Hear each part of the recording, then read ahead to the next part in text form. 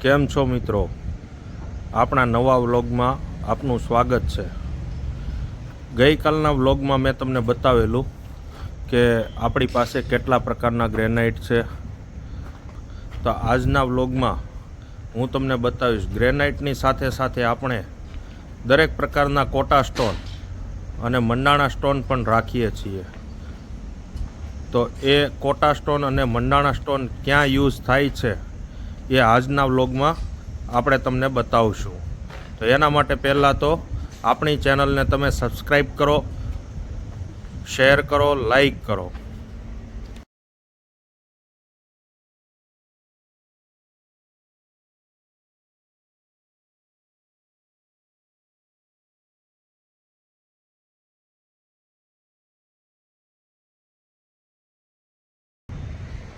તો મિત્રો, આ છે બધા કોટા સ્ટોન.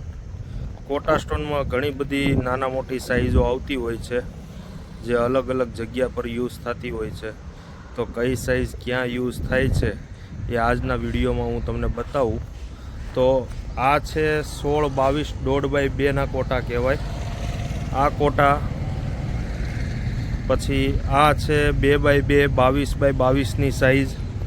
ત્યાર પછી આ છે 22x22. આ 22x22ની સાઇઝ છે.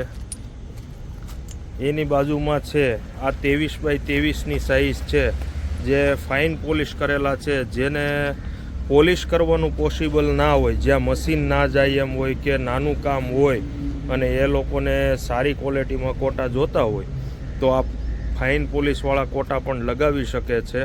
પછી આ 23x23ની સાઇઝ રેગ્યુલર ચિરાઈનો માલ છે. અને ફ્લોરિંગની અંદર આપણે દરેક સાઇઝની અંદર ઓનલી ફોર ચિરાઈનો જ માલ રાખીએ છીએ. આપણે ટેબલ પોલિશ કે ચક્કા પોલિશનો માલ રાખતા નથી. અને થિકનેસની વાત કરીએ તો થિકનેસમાં નાના જાડા પાતળી ઘણી થિકનેસ આવતી હોય છે. તો આ જે થિકનેસ છે 1 થી 1.25ની થિકનેસ કહેવાય, જે આપણી પાસે 23x23ની સાઇઝમાં અવેલેબલ હોય છે. અને આ સાઇઝ થિકનેસ મેક્સિમમ ફેક્ટરીઓના કામમાં યુઝ થતો હોય, જ્યાં લોડિંગવાળું કામ હોય ત્યાં આ થિકનેસ યુઝ થતી હોય છે. કામ માટે કે ગાર્ડનના કામ હોય છે કે કોઈ લોડિંગવાળી વસ્તુ ના આવતી હોય તો એમાં તમે આ સાઇઝના કોટા બધા યુઝ કરી શકો છો, જેની થિકનેસ 0.5 થી 1 ઇંચની આવતી હોય. એટલે પાતળા નથી હોતા પણ થિકનેસ સારી જ હોય છે અને તૂટતા પણ નથી. 0.5 થી 1 ઇંચની થિકનેસ. લોડિંગવાળું કામ હોય તો 1 થી 1.25 ઇંચની થિકનેસ તમારે નાખવી પડે છે, જેમાં દરેક વસ્તુ તમને મળી જાય છે. પછી આ છે લેધર પોલિશ કોટા. તો આ ગાર્ડનમાં કે તમારે કોઈ પાર્કિંગની અંદર કોઈની ડિમાન્ડ એવી હોય કે અમારે રફ સરફેસની અંદર કોટા નાખવા છે, તો રફ સરફેસમાં કોટા નાખવા માટે તમારે આ લેધર પોલિશ કોટા નાખો તો વધારે બેટર રહે છે. આ 2x2ની સાઇઝમાં 22x22માં અવેલેબલ છે આપણી પાસે. અને ત્યાર સિવાય કોઈને એકદમ હાઈ પોલિશ કોટા નાખવા હોય તો બોક્સ પેકિંગ કોટા આવે છે, જે એક્સપોર્ટ ક્વોલિટી કહેવાય. એ બી હું તમને બતાવું. પ્રકારના કોટા છે જે બોક્સ પેકિંગ આવે છે, એકદમ મિરર પોલિશ આવે છે, થિકનેસ પણ સરખી આવે છે. અને તમારે કોઈ સારી જગ્યાએ કે એકદમ ફૂલ ફિનિશવાળા કોટા લગાવવો હોય તો તમે આ બોક્સ પેકિંગવાળા કોટા યુઝ કરી શકો છો. બોક્સ પેકિંગ કોટાની અંદર સરફેસ કેવી આવે તો આ જે છે એકદમ મિરર પોલિશ કોટો, કે એમાં કલર વેરિએશન પણ ના આવે, સાઇઝ વેરિએશન પણ ના આવે, થિકનેસ પણ સરખી આવે છે. પ્લસ પાછળના ભાગમાં તમારે બાય ચાન્સ કેમિકલમાં લગાવવા હોય તો આ ટાઈપની ઘીસી લગાવેલી આવે, એટલે તમારું કેમિકલ પણ વેસ્ટ નથી થતું. તો એક કોટાની આ પણ વેરાયટી સારી છે. તો મિત્રો, મેં તમને કોટા સ્ટોનની અંદર ફ્લોરિંગના કોટા તો બધા બતાવી આપ્યા. આ સાઇઝના કોટા કહેવાય. કોટા સ્ટોનની અંદર આપણા આગળ 2x2ની સાઇઝ, આ 2x2ની સાઇઝ છે. 2x2થી લઈને 8x2 સુધીની સાઇઝો આપણી પાસે મળી રહી છે, જેની લંબાઈમાં 6 ઇંચના ગાળે દરેક કોટાની સાઇઝ આવતી હોય, જેમ કે આ 2.5 ફૂટના છે, 3 ફૂટના આવે, 3.5 ફૂટના આવે, 4 ફૂટ આવે, 4.5 ફૂટ આવે.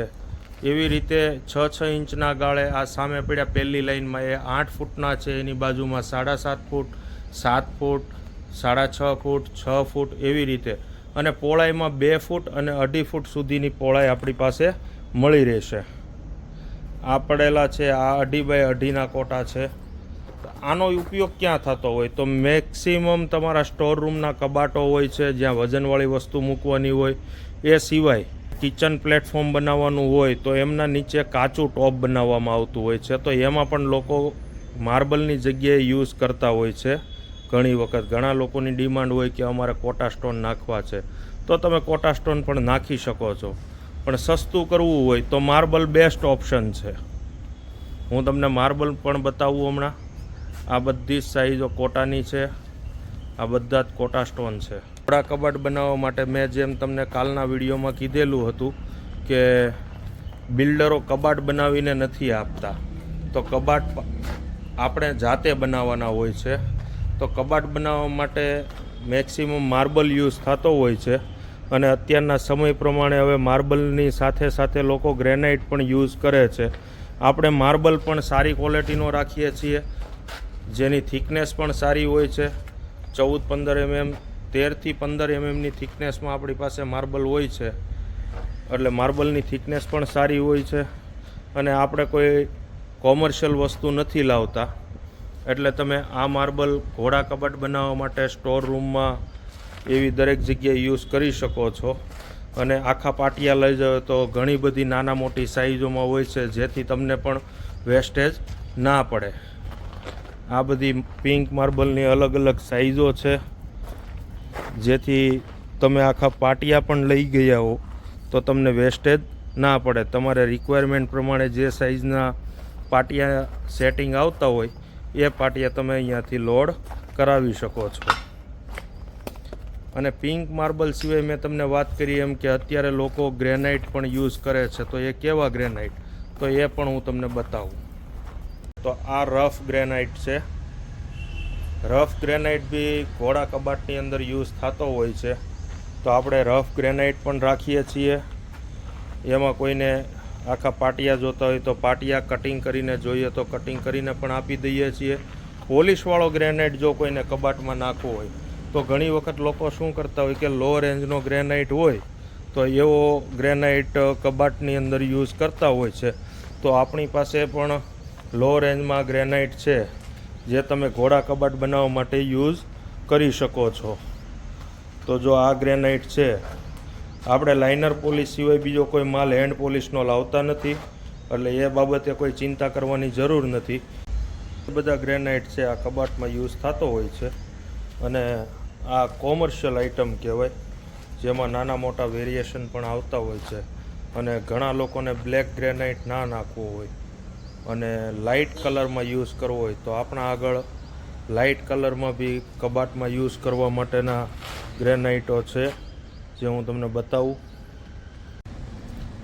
બ્લેક ગ્રેનાઇટ જો કોઈને ના નાખવો હોય અને કોઈને લાઇટ કલરમાં ઘોડા કબાટ બનાવવો હોય તો આ ગ્રેનાઇટ તમે યુઝ કરી શકો છો.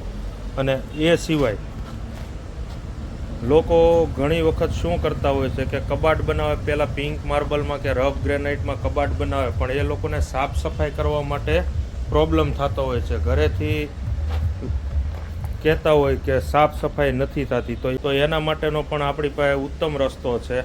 એના માટે તમારે શું કરવાનું છે? કાંઈ નહીં, ફક્ત જે તમે પિંક માર્બલ કે રફ ગ્રેનાઇટના કબાટ યુઝ કરેલા છે,